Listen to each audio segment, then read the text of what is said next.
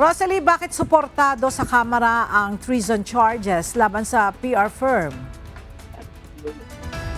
Ella, nagpahayag ng suporta si Cagayan de Oro 2nd District Representative Rufus Rodriguez sa plano ni Senator Francis Tolentino na paghahain ng treason charges laban sa mga direktor at incorporator ng Infinite Us Marketing Solutions.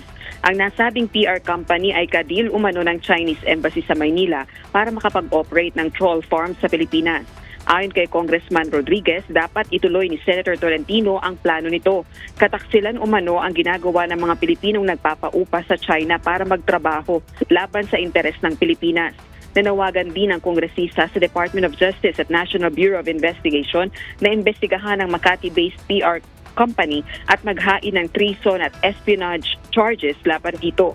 Giit ni Senador Tolentino na chairperson ng Special Committee on Maritime Zones, contracted ng Chinese Embassy ang PR firm para makapag-hire ng keyboard warriors at makapagpakalat ng disinformation na papabor sa China. Pero itinatanggi ito ng kumpanya at iginiit na hindi ito sangkot sa mga aktibidad na ipinagbabawal ng batas sa Pilipinas. Balik sa iyo, Ella.